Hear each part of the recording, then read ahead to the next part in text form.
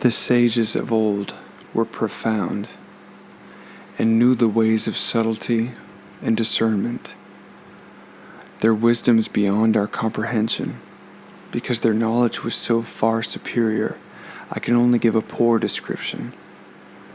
They were careful as someone crossing a frozen stream in winter, alert as if surrounded on all sides by the enemy, courteous as a guest, fluid as melting ice, whole as an uncarved block of wood, receptive as a valley, turbid as muddied water. Who can be still until their mud settles and the water is cleared by itself? Can you remain tranquil until right action occurs by itself? The Master doesn't seek fulfillment, for only those who are not full are able to be used, which brings the feeling of completeness. If you can empty your mind of all thoughts, your heart will embrace the tranquility of peace. Watch the workings of all of creation, but contemplate their return to the source. All creatures in the universe return to the point where they began. Returning to the source is tranquility, because we submit to heaven's mandate. Returning to heaven's mandate is called being constant. Knowing the constant is called enlightenment. Not knowing the constant is the source of evil deeds, because we have no roots. By knowing the constant, we can accept things as they are. By accepting things as they are, we become impartial. By being impartial, we become one with heaven. By being one with heaven, we become one with the Tao. By being one with the Tao, we are no longer concerned about losing our life, because we know the Tao is constant, and we are one with the Tao. The best leaders are those the people hardly know exist. The next best is a leader who is loved and praised. Next comes the one who is feared. The worst one is the leader that is despised. If you don't trust the people, they will become untrustworthy. The best leaders value their words and use them sparingly. When she has accomplished her task, the people say, "Amazing, we did it all by ourselves." When the great Tao is abandoned, charity and righteousness appear. When intellectualism arises, hypocrisy is close behind. When there is strife in the family unit, people talk about brotherly love. When the country falls into chaos, politicians talk about patriotism.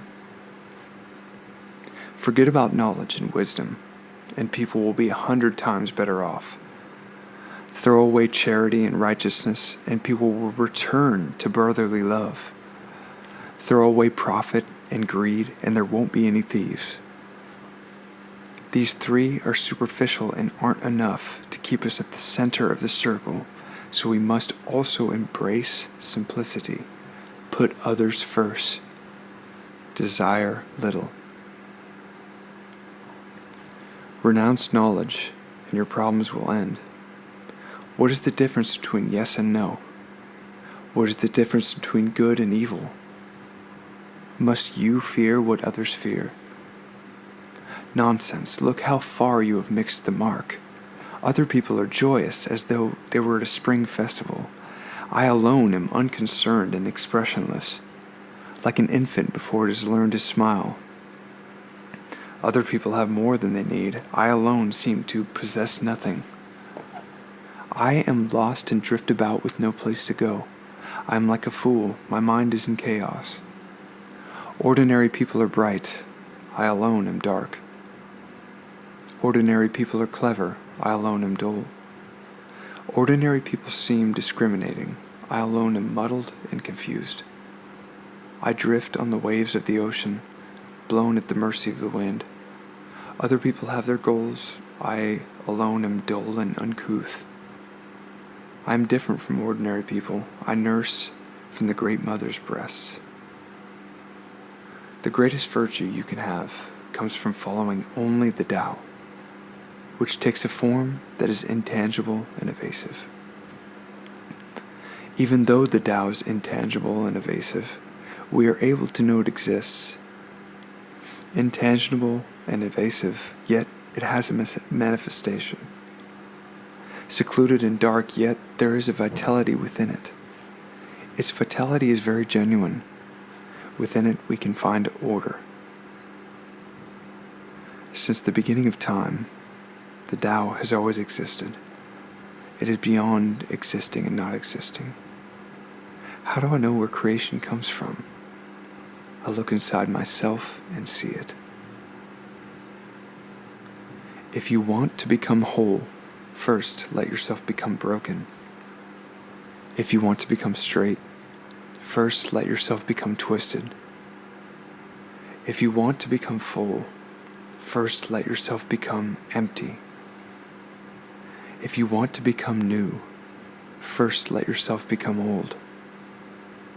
Those whose desires are few get them. Those whose desires are great go astray. For this reason, the Master embraces the Tao as an example for the world to follow. Because she isn't self-centered, people can see the light in her. Because she does not boast of herself, she becomes a shining example. Because she does not glorify herself, she becomes a person of merit. Because she wants nothing from the world cannot overcome her. When the ancient masters said, "If you want to become whole, then first let yourself be broken," they weren't using empty words. All who do this will be made complete.